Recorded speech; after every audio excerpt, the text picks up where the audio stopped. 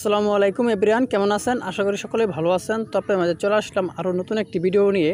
তো আজকের ভিডিওতে আপনাদেরকে দেখাবো মোবাইলে ভিডিও করলে ভিডিও হয় না, এই সমস্যাটা কীভাবে আপনি সমাধান করবেন। তো আমাদের অনেকের মোবাইলে দেখা যায় হঠাৎ করে আমরা যখনই ভিডিও করতে যাই আমাদের ভিডিও হচ্ছে না বা ভিডিও করতে পারতেছেন না। তো এই প্রবলেমটা কিন্তু অনেকের মোবাইলে হঠাৎ করে দেখা দেয়। তো এই প্রবলেমটা কীভাবে আপনি সলভ করবেন তারপর প্রচেষ্টা আজকের এই ভিডিওতে দেখিয়ে দেবো।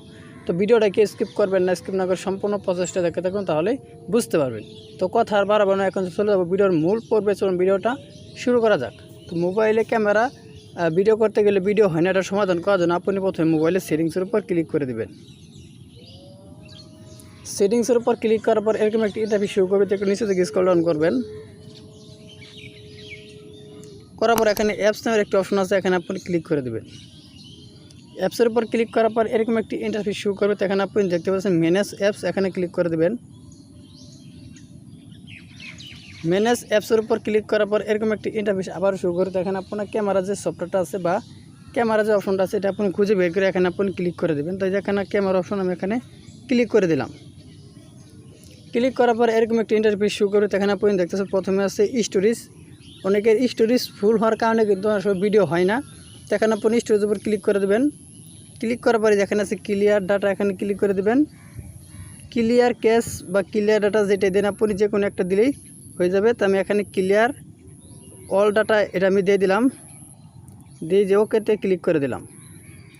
তো ক্লিক করার পর এখানে আপনি বেরিয়ে আসবেন। আসার পর এখানে আপনি দেখতে পাচ্ছেন অ্যাপস পারমিশন নামে একটা অপশন আছে, এখানে ক্লিক করে দেবেন।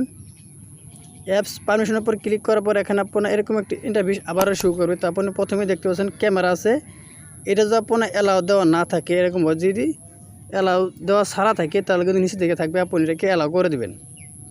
এরকমভাবে অ্যালাউ করে দেবেন। অ্যালাউ করার পর এখানে আপনি বেরিয়ে আসবেন। আসার পর এখানে আপনি দেখতে পাচ্ছেন ক্লিয়ার ডাটা, এখানে ক্লিক করে দেবেন। আবারও ক্লিয়ার অল ডাটা, এখানে ক্লিক করে পুনরায় ওকেতে ক্লিক করে দেবেন। ক্লিক করে দিয়ে আপনি এখান থেকে সোজা বেরিয়ে আসবেন। এখানে আর কোনো কাজ নাই।